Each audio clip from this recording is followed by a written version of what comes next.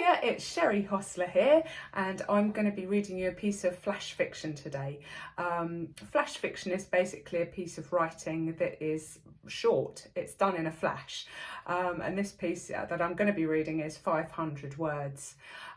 It was actually an entry into a magazine competition a while ago, where they suggested that we try and write a horror story in a hot setting, which, as you know, is quite rare. Normally horror stories are set in the dark, in the cold, so to put it in a warm setting is a little bit unusual. And bearing in mind it is absolutely boiling here in England at the moment, this was the first one that came into my head when I was thinking about what to read out today.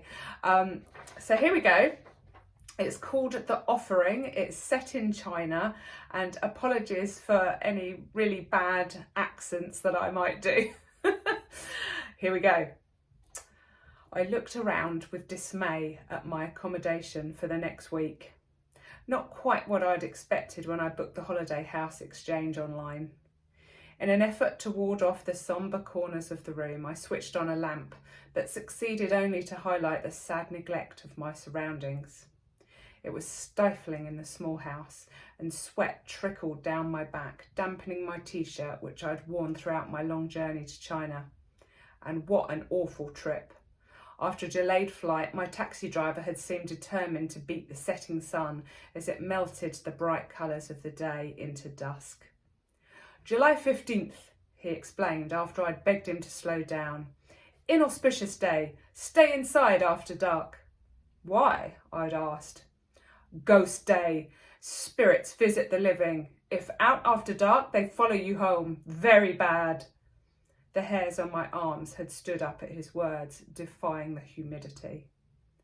Now, standing in the dim light of an unfamiliar dwelling in a strange country, my rational mind battled against invoked uncertainty. It failed dismally as I heard scratching noises from the hall, which had to mean rats. I tried to open a window to rid the room of its overwhelming heat, but it wouldn't budge. I noticed that it was nailed down amongst a graveyard of flies.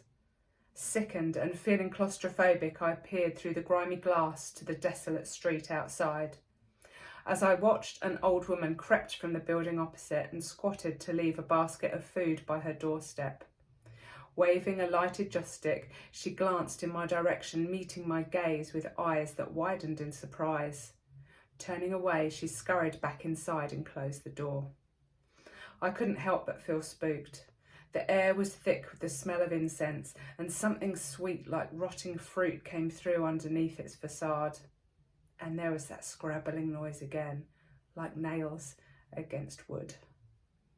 Swallowing down my rising fear, I headed into the narrow corridor which displayed a small kitchenette to the right and a closed door at its far end.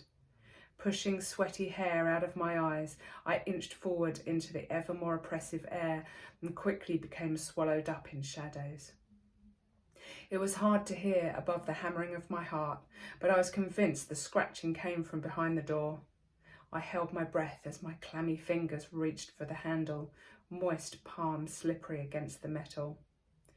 The banging at the front entryway jolted my hand back, and I quickly retraced my steps, relishing my reprieve. Opening the door, I found the old lady from across the road. "Ghost day!" she shouted at me. "Come!"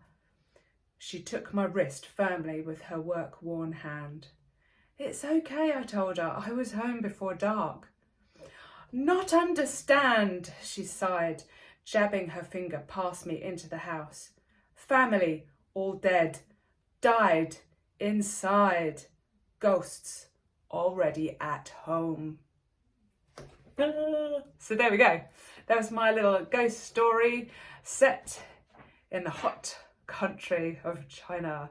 Hope you enjoyed it. Obviously, any comments you'd like to leave, please feel free. Love to hear from you all. And if you want to check out more of my work, please feel free.